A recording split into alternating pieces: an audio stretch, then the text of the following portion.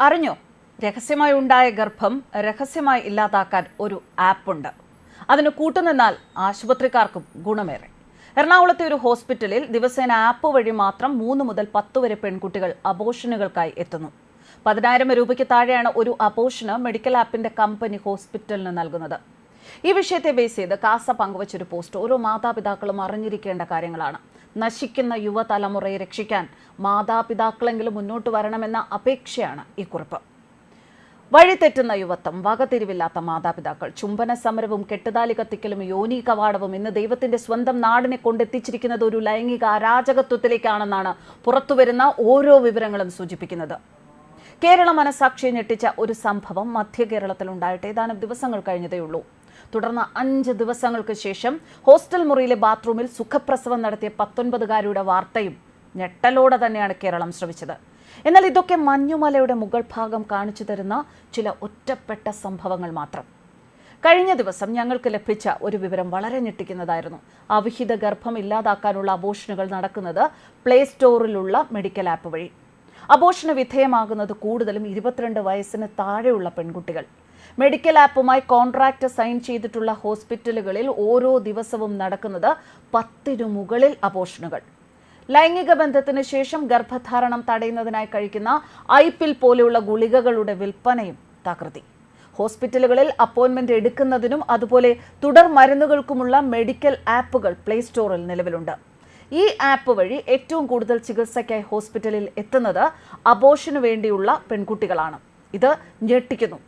ആപ്പിൽ രജിസ്റ്റർ ചെയ്ത് സേവനം ആവശ്യപ്പെട്ട് കഴിഞ്ഞാൽ ഫോണിലൂടെ ആപ്പ് നടത്തുന്ന കമ്പനിയുടെ ഡോക്ടർമാർ ആവശ്യക്കാരിയെ ബന്ധപ്പെടും, വിവരങ്ങൾ ചോദിച്ചറിയും. അതിനുശേഷം ഓൺലൈൻ പ്രിസ്ക്രിപ്ഷൻ നൽകും. ആപ്പിൽ ഡോക്യുമെന്റ് സബ്മിറ്റ് ചെയ്ത് പണം അടച്ചു കഴിഞ്ഞാൽ ആവശ്യക്കാരി സെലക്ട് ചെയ്തിരിക്കുന്ന പട്ടണത്തിൽ ആപ്പുമായി കോൺട്രാക്ട് സൈൻ ചെയ്തിട്ടുള്ള ഹോസ്പിറ്റലിൽ നിന്നും അപ്പോയിന്റ്മെന്റ് എടുക്കാം. ഓൺലൈനായി രോഗിയുടെ പ്രിസ്ക്രിപ്ഷൻ അയക്കുകയും ചെയ്യും. അപ്പോയിന്റ്മെന്റ് നമ്പറും തീയതിയും ലഭിച്ചു കഴിഞ്ഞാൽ ആ ദിവസം പെൺകുട്ടി ഹോസ്പിറ്റലിൽ എത്തുന്നു. ക്യൂ നിൽക്കുകയോ കാത്തിരിക്കുകയോ ഹോസ്പിറ്റലിൽ വ്യക്തിഗത വിവരങ്ങൾ കൊടുക്കുകയോ ചെയ്യേണ്ട ആവശ്യമില്ല. സാധാരണ നേരിട്ട അബോർഷനുകൾക്ക് ചെല്ലുന്നത് പോലെ ഉത്തരവാദിത്തപ്പെട്ടവരെ കൂടെ കൊണ്ടുപോകേണ്ട ആവശ്യം വരുന്നില്ല. കാര്യം നടത്തിക്കഴിഞ്ഞാൽ പെൺകുട്ടിക്ക് ഉടനെ തിരികെ പോകാം. 30,000 മുതൽ 45,000 രൂപ വരെ ഇത്തരം അബോർഷനുകൾക്ക് വിവിധ ആപ്പുകൾ ഈടാക്കുന്നു. ഇത്രയും രൂപ ആവശ്യക്കാരുടെ കയ്യിൽ നിന്ന് വാങ്ങുന്നു എങ്കിലും ഹോസ്പിറ്റലുകൾക്ക് 7,000 രൂപ മുതൽ 10,000 രൂപ വരെയാണ് നൽകുന്നത്. ചില ആപ്പുകൾ അബോർഷന് ശേഷമുള്ള പരിചരണത്തിനും മരുന്നുകൾക്കും ചേർന്ന് പാക്കേജായും ഡീല് നടത്തുന്നുണ്ട്. തങ്ങളുടെ വ്യക്തിഗത വിവരങ്ങൾ പുറത്തു പോകില്ല എന്നുള്ളതും ആരുടെയും സഹായമില്ലാതെ തന്നെ രഹസ്യമായി വന്ന് കാര്യം സാധിക്കാമെന്നുള്ളതുകൊണ്ടും ഇത്തരത്തിലെ അബോർഷനുകൾക്ക് ഇപ്പോൾ പെൺകുട്ടികളും കാമുകന്മാരും ഉപയോഗിക്കപ്പെടുന്നത് ഇത്തരം ആപ്ലിക്കേഷനുകളാണ്. ഞങ്ങളുമായി വിവരം പങ്കുവച്ച എറണാകുളത്തെ ഒരു ഹോസ്പിറ്റലിൽ ദിവസേന ആപ്പ് വഴി മാത്രം 3 മുതൽ 10 വരെ പെൺകുട്ടികൾ അബോർഷനുകൾക്കായി എത്തുന്നു. 10,000 രൂപയ്ക്ക് താഴെയാണ് ഒരു അബോർഷന് മെഡിക്കൽ ആപ്പിന്റെ കമ്പനി ഹോസ്പിറ്റലിന് നൽകുന്നത്. അബോർഷൻ നടത്തി തിരിച്ചു പോകാൻ നേരെ ഇനിയും ഇതുപോലെ ഗർഭമുണ്ടായാൽ ആപ്പ് വഴിയല്ലാതെ നേരിട്ട് വന്നാൽ പോരെ, പൈസ ലാഭിക്കാനായി എന്ന് ചോദിച്ച പെൺകുട്ടികളുമുണ്ട്. ഇത് പറയുമ്പോൾ ഞങ്ങളോട് സംസാരിച്ച വ്യക്തിയുടെ മുഖഭാവം ഒരു അമ്മയുടേതുപോലെ ദയനീയമായിരുന്നു. ഇത്തരത്തിൽ എത്തുന്നതിൽ എല്ലാ വിഭാഗം പെൺകുട്ടികളും ഉണ്ട് എങ്കിലും പതിവ് ഇരകളാണ് കൂടുതലും. കോണ്ടം, ടാബുകൾ പോലുള്ള ഗർഭനിരോധന മാർഗങ്ങൾ ഉണ്ടായിട്ടും ഇത്തരത്തിൽ പെൺകുട്ടികളിൽ ഗർഭധാരണം ഉണ്ടാകുന്നത് കൂടുതലും മയക്കുമരുന്നിന്റെ ലഹരിയിൽ സ്വയബോധം നഷ്ടപ്പെട്ട അവസ്ഥയിലായിരിക്കാം എന്നാണ് മനസ്സിലാവുന്നത്.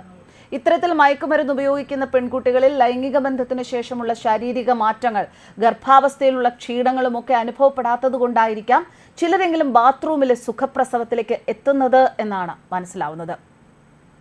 ആ സംഭവത്തിലും സംഭവിച്ചത് ഇത് തന്നെയാണ്. നമ്മുടെ പതിവ് സഹോദരനുമായുള്ള പരിചയം, സുഹൃത്ത് ബന്ധം, പ്രേമം, മയക്കുമരുന്ന്, സെക്സ്, അങ്ങനെ ബാംഗ്ലൂരിൽ ജീവിതം അടിച്ചു പൊളിച്ചു. അതിനിടയിൽ കാമുകന്റെ സുഹൃത്തുമായി ബന്ധം. ഇതോടെ പഴയ കാമുകൻ ഇടഞ്ഞ് ഒഴിവാക്കി. അതിനിടയിൽ ഗർഭം, ഉത്തരവാദിത്തം രണ്ടുപേരും ഏൽക്കുന്നില്ല. മയക്കുമരുന്നിന്റെ സ്ഥിരമായ ഉപയോഗമോ ഉപയോഗിച്ച് ശീലിച്ച ശരീരമോ ആയതിനാലാവും ഒന്നും അറിയാതെ അവസാനം പ്രസവം വരെ എത്തി കാര്യങ്ങൾ. തുടർന്ന് നടന്നതെല്ലാം കേരളം കണ്ടതാണ്. ഒരു കുടുംബം തകർന്നു, ഒരു പെൺകുട്ടിയുടെ ജീവിതവും തകർന്നു. പഠിക്കാനായി എറണാകുളം പോലെയുള്ള പട്ടണങ്ങളിലെ ഹോസ്റ്റലുകളിൽ കൊണ്ടുചെന്നാക്കി കഴിഞ്ഞാൽ തങ്ങളുടെ ഉത്തരവാദിത്തം കഴിഞ്ഞു എന്ന് ചിന്തിക്കുന്ന മാതാപിതാക്കൾ പിന്നീട് മക്കൾ പറയുന്നതെല്ലാം വിശ്വസിക്കുമ്പോൾ മക്കളിൽ ചിലർ കൂട്ടുകാരുമൊത്ത് ഏതെങ്കിലും ഫ്ളാറ്റിലെ സ്റ്റുഡിയോ അപ്പാർട്ട്മെന്റിൽ ലിവിംഗ് ടുഗദർ ആയിരിക്കും. മുൻപൊക്കെ NSSും YWCAയും കന്യാസ്ത്രീകളും ഒക്കെയായിരുന്നു ഹോസ്റ്റൽ നടത്തിയിരുന്നത്. അന്നും ഇന്നും അവിടെ പുറത്തു പോകുന്നതിനും കയറി വരുന്നതിനുമൊക്കെ കൃത്യമായ സമയവും നിയമങ്ങളുമുണ്ട്. എന്നാൽ ഇന്ന് കൂടുപോലെ മുളച്ചു പൊന്തിയ 1000-ഓളം സ്വകാര്യ ഹോസ്റ്റലുകൾ. അവിടെ കുട്ടികളെ കിട്ടണമെന്നുണ്ടെങ്കിലും നിൽക്കണമെന്നുണ്ടെങ്കിലും മനസ്സില്ലാ മനസ്സോടെയെങ്കിലും കുട്ടികളുടെ ആവശ്യത്തിന് ഇഷ്ടത്തിനും അനുസരിച്ച് പ്രവർത്തിക്കേണ്ടതായി വരുന്നു. ഇതും ഇത്തരം ഹോസ്റ്റലുകളിൽ താമസിക്കുന്ന പെൺകുട്ടികൾക്ക് വഴിവിട്ട പോക്കുകൾക്ക് സൗകര്യം. ഓയോ റൂമുകളിലും ഇടവഴികളിലും ഫ്ളാറ്റുകളിലും കാണാൻ സാധിക്കാത്ത പല കാഴ്ചകളും കാണുമ്പോഴും അറിയുമ്പോഴും ഉള്ളിലെ പിതാവിൻ്റെയും സഹോദരൻ്റെയും ഒക്കെ അമർഷം കടിച്ചമർത്തി പോലീസുകാർ. അവർക്കും ഒരു പരിധിയിൽ കൂടുതൽ ഒന്നും ചെയ്യാനാവുന്നില്ല. അല്ലെങ്കിൽ ആ പാവങ്ങൾ പുലിവാല് പിടിക്കും. മുമ്പ് ഇത്തരം കാര്യങ്ങളെ എതിർത്തിരുന്ന ആളുകളൊക്കെ സദാചാര പോലീസ് പട്ടം പേടിച്ച് ഇത്തരം കാര്യങ്ങളിൽ ഇടപെടാറില്ല. അതുകൊണ്ട് ചെന്നായ്ക്കൾക്കും കഴുകന്മാർക്കുമെല്ലാം കൊയ്ത്തുകാലം.